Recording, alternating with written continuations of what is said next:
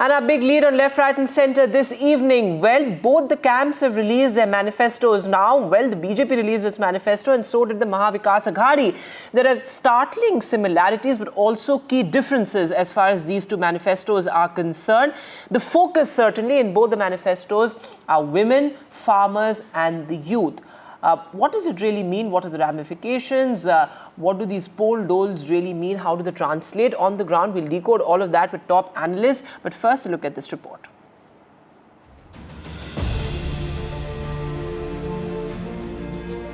It's manifesto versus manifesto in the battle for Maharashtra. While Union Home Minister Amit Shah released BJP's Sankalp Patra, it was Congress President Mallikarjun Kharge who did the honours for the Maha Vikas Aghadi. Both alliances are keeping the youth, women and farmers front and centre.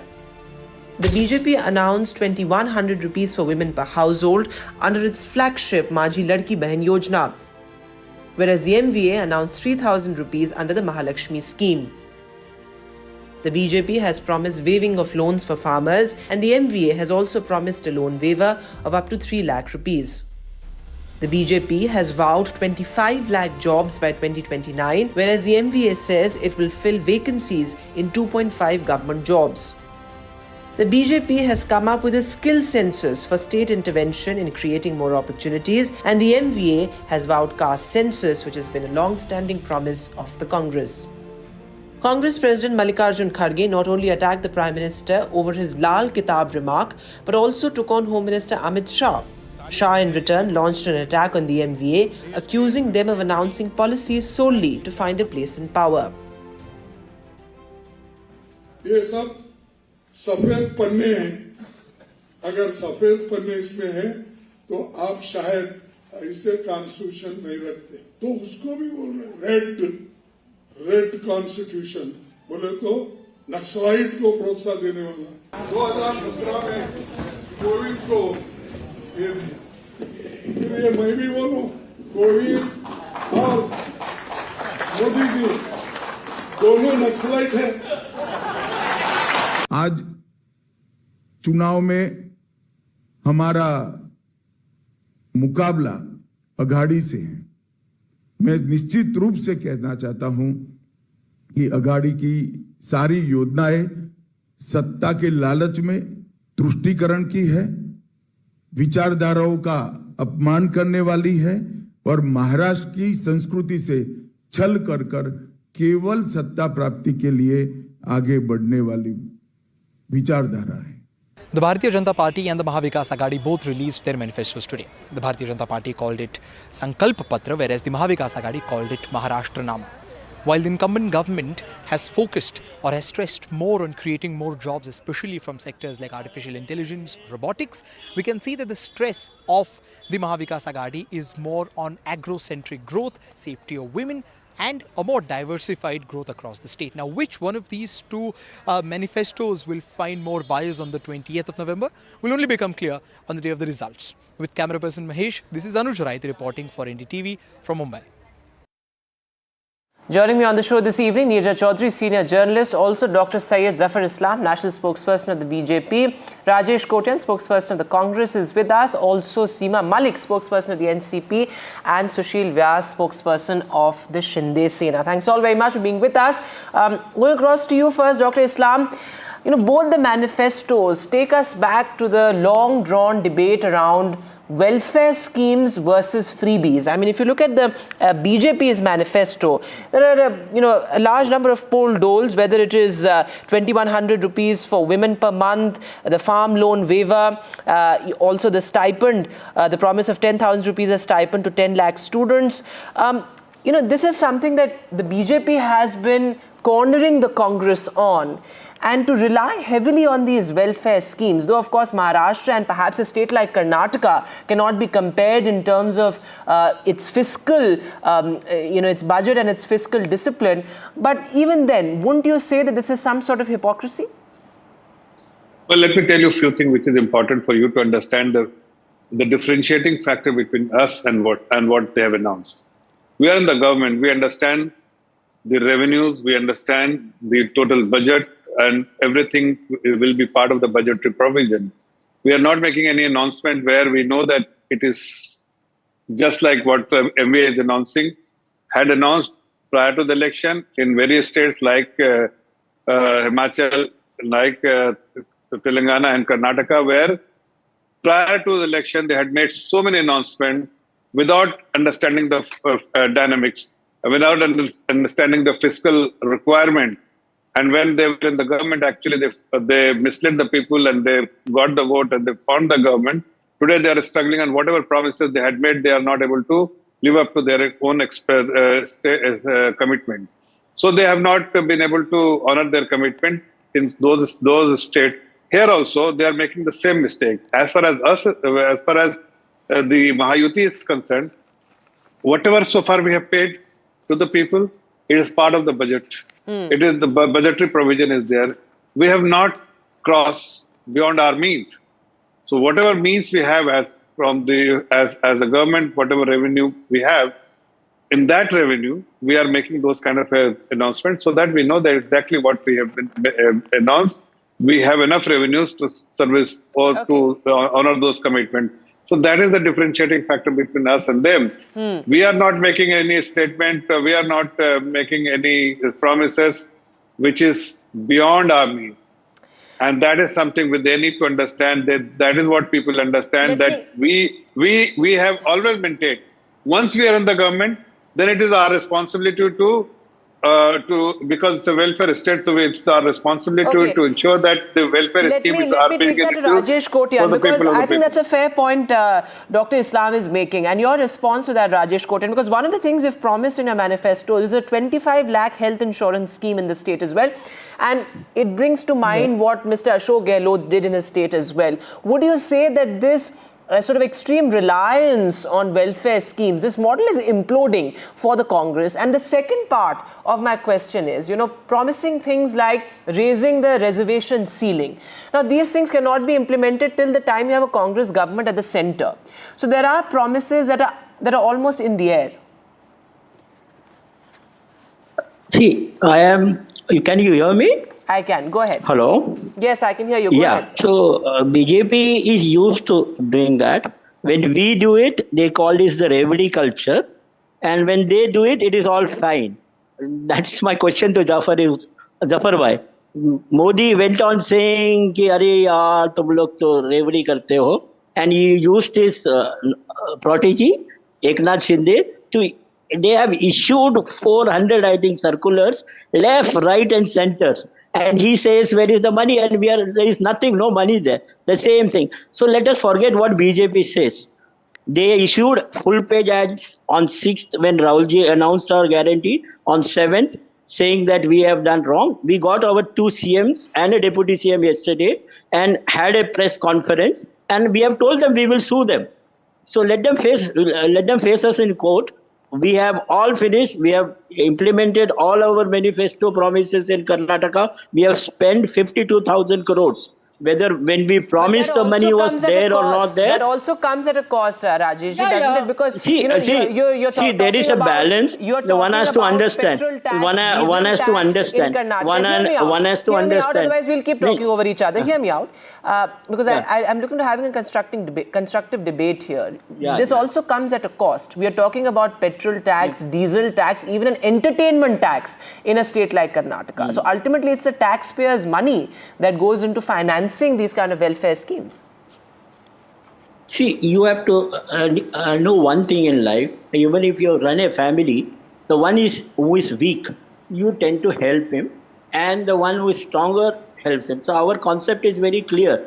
Maybe the rich, we may tax more, but all those who are actually poor, the poor women, the schemes are meant for the poor. The unemployed youth who is suffering, who is not getting a job because of BJP's policies. So we are giving away 4,000. The women beyond a threshold limit, we are giving them 3,000. Plus, we have announced a lot of security schemes today in our manifesto. Nirbhaya, we have given them leaves during menstrual cycles. Additional, we have provided the girls from 9 to 16 with 2 free treatments for cervical cancer. So we look at every aspect of a girl. So it's not like only money. We are looking at security plus as well as their overall well-being. So Okay. even for the farmers in our manifesto today, all those farmers who have died out of that, we have decided to have a review of that scheme and find out, and those who have died, how to look after Okay, their I'll come to the left issue of out wives security and children. because that's an important one. But let me quickly get in Neerja ji on this because your perspective here would be interesting, Neerja ji. As we were discussing the other day as well, that this has almost become like a template. I mean, it almost seems like a manifesto for any other state. All these big welfare schemes being rolled out by all the parties. And if you look at the Mahayuti and the MVA manifestos, they're almost like a copy of each other. And this has become the model that political parties across the spectrum are heavily relying on. And as you had said the other day as well, that this is primarily because the system has failed in delivering. Yes, what is very interesting in the two manifestos, of course, as you have pointed out, it is Kisan, youth, women focused. And both sides have rolled out whatever. But very interestingly, Maha Vikas Aghadi has talked about a separate ministry for child welfare. Now, this has been a demand of many people who worked in the field for a long time, not to have it clubbed with women's ministry, because women then get overshadow everything. Their own problems are so many, their needs are so many, and children who don't have a voice, who don't have a vote, get left out. So child nutrition, child education, child health, which is where the foundation of our society, our politics, if this can come through and can be thought through imaginatively, is a very interesting idea. Of course, from the Mahayuti side also, they've gone in for a 25 lakh health insurance, which is also very interesting, has been rolled out in Rajasthan. But the two things I will like to concentrate on, if you look at the politics being played out in Maharashtra today, what is the game changer for the Maha Vikas Aghadi? It is the Maratha consolidation that is taking place as a result of Manoj Jarange Patil's announcement that he has withdrawing his candidates. Now that withdrawal of candidates is calculated to help the MVA. Otherwise, the Maratha vote would have got divided. And the caste census that Mr. Kharge has talked about, increasing the majority cutoff 50%. And going beyond 50%, which Rahul Gandhi has also been talking about. But here the Maratha reservation coming into the OBC ambit. Yes. All this is very interesting. It's calculated to please its core constituency of Marathas, of course, Dalits and Muslim. MMM, Mahars. Yes. Muslim, Maratha, Mahar, Buddhist is the constituency. They are refashioning and trying to recreate So perhaps again. the caste census could be the Brahmastra, as many would say, because Manoj Jarange Patil... For the MVA. For the but MVA. If just one line on what the Mahayuti is doing. Their game changer is the Mukhyamantri Maji Ladki Bahan Yojana. I've been I was traveling through Marathwada, and I'm amazed the number of, I met with a group of Dalit women who said we had voted for the Congress party last time. We've all got 7,500 in our hand. We've done this with this money. We are going to vote for we are going to vote for Eknath Shinde, our brother. They don't talk about Mahayuti. And because we feel he's going to do more for us, and let our husbands are voting the Congress, let them vote for the Congress. Yes. So it's a very interesting thing. And that's a very interesting point you're making, Neerja ji, because it has, the Ladki Bahan Yojana has found resonance, some sort of deep resonance there in Maharashtra. That's what I feel as well. Seema Malik, would you like to come in on that? Because this could prove to be the game changer. I mean, look at what happened in Madhya Pradesh with the Ladli Bahan Yojana. I mean, it almost delivered a kind of a wave-like landslide for the BJP. See, what I think is, I think the people are very smart these days. They understand that when they bring a yojana at the time of election only, and I think they very well understand that why they are giving this money to them, and I think a few of the BJP leaders have told them they're like, we are going to see you or something if you are seen in the rally or to the extent that we will take out the money if they don't vote us or something. So they understand these things. So this is not so easy. Like they will get the votes just because of Ladli Behan Yojana, and we are also trying to give them a substantial amount of money because they really need it. I think 1,500 is not very too much of a money, and so we are trying to give them a 3,000 rupees for the women, and because they really required it, and they are in distress, and they have been, since so many days they are not getting the importance, the real importance of this. Seema ji, I'm afraid I'll have to interrupt you there because we have some breaking news coming in. Though, of course, the issue of women's security is extremely important, and I'll get Sushil Vyas to respond to that also. But the Congress has suspended 16 rebel candidates. Remember, the rebels have really become extremely critical when it comes to Maharashtra political battle. Over 80 rebels in the fray, and we have seen in states like Haryana and even in Jammu and Kashmir how independence and rebels become extremely important. Let me go across to Radhika Ramaswamy joining us on the phone line. Radhika, so the Congress cracking the whip on rebel candidates. Absolutely. Congress party cracking its whip on rebel candidates. In fact, there was an announcement made a few days ago by Ramesh Chennitala that they will be expelling several of the rebel candidates who stood against the official candidates of the NDA, and that is what has been done. They've now put out the list of all the rebel candidates who have been suspended for a period of 6 years. These include candidates who filed their nominations in places like Gadchiroli, Bhivandi, Bandara, Mira Bhayandar. In fact, despite instructions from the party, they failed to take back their nominations, and now, of course, they stand suspended for a period of 6 years. So, Congress party not really taking these rebels lightly. And similar action was taken by Uddhav Thackeray as well. In fact, UDP Sena also suspended at least 6 of its rebel candidates. So MVA are really taking action against many of the rebel candidates, and they've also ruled out any form of friendly fight that could happen within MVA. All right, Radhika, thanks very much for joining us for the latest there. So, of course, how these rebels actually impact the Maharashtra political battle, that remains to be seen. But yes, Seema Malik, go ahead. You were making a point.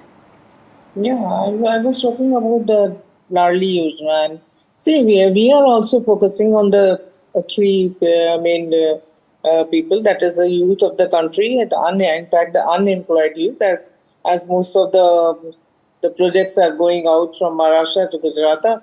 And there are almost 5 lakh jobs are lost. So, and I don't know, they have also promised 25 lakh jobs or something. I don't know what kind of jobs are they. Because because they call a job to the pakode banana and to the I think Zomato and Swiggy people. So what kind of job they are doing, that is also important. And for the farmers, they are in distress. Everybody knows that they are committing suicide. They are not getting the price of the cotton and soybean, and they are not getting guarantee on the MSP. So they are really in distress, and that's why we have decided to waive off their loans up to 3 lakhs. Though the Mahayuti this time has promised a 20% subsidy on MSP. Is that something that will sort of satisfy the farmers? Though we have seen that the BJP in Maharashtra and the Lok Sabha polls faced sort of a poll drubbing almost, particularly in those areas. But quickly, the last word to you, Sushil Vyas, because we were focusing so much on women, and both the manifestos talk a great deal about women. We've seen the situation as far as women's security is concerned in Maharashtra, whether it is what happened in Badlapur, in Pune, back-to-back such incidents taking place in metropolitan cities, and now right ahead of the polls on the 11th hour, you are promising things like Lakpati Didis and the Ladki Behan Yojana. How would you respond to that sort of conundrum? Vedanta ji, first of all, this Lakpati Didi scheme is there since March 2023. Yes. It's not been announced recently. Yes. And the Ladki Behan Yojana was announced on 27 June, not 10 days back or 15 days back. In that, there is a part of budget. As Jafar Bhai said, we do not announce like National President of Kharge say, give a word of advice to his Chief Minister and Deputy Chief Minister in Bangalore 4 days back, saying that unless there is a budgetary provision, please don't announce something.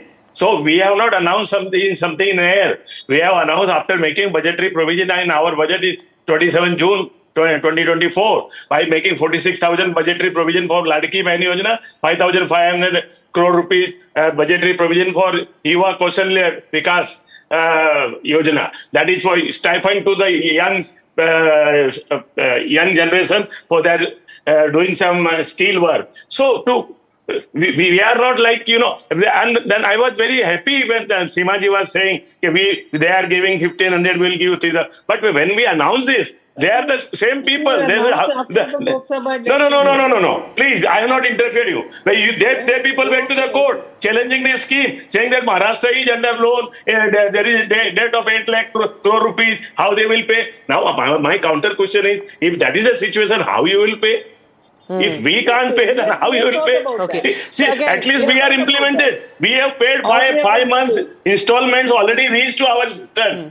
We are paying to our also because we 10 have lakh seen young people there is as a absolutely no stipend. fiscal cooperation between the centre and the state. So that argument can also be made in this context. But I'm afraid I'm completely running out of time. Thanks all very much for being with us. Of course, extremely interesting. I think the most interesting aspect of the story is how more or less both the Mahayuti and the MVA have promised similar things, though there are key differences as well. Will the caste census prove to be a big political brahmastra?